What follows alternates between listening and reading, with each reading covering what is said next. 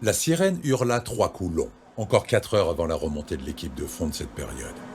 Pendant le trajet vers la surface, la jolie infirmière aurait peut-être autre chose à lui demander que de jeter ses poubelles.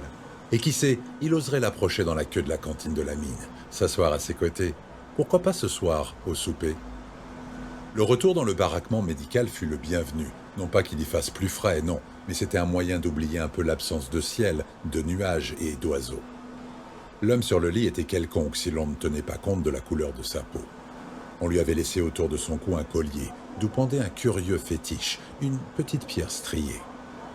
La pièce était suffisamment grande pour accueillir une dizaine de lits supplémentaires et l'équipement d'une salle de soins moderne.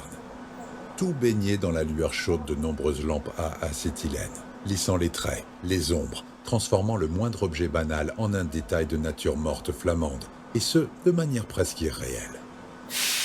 Zeiss s'éventait avec une plaquette porte-documents récupérée sur une table.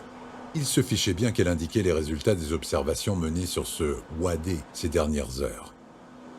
Un de vous va m'expliquer une fois de plus avec des mots simples quelle est la prochaine étape?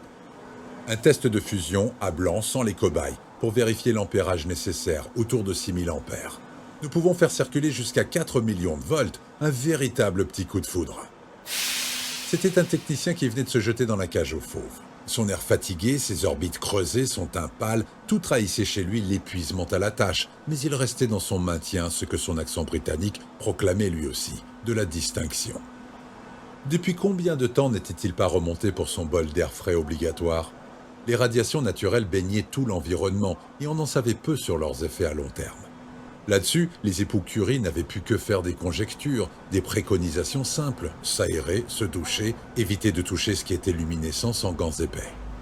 Leur mémo n'était pas rassurant tant il contenait d'inconnus. Mais après tout ici était encore inconnu il y a seulement 15 ans.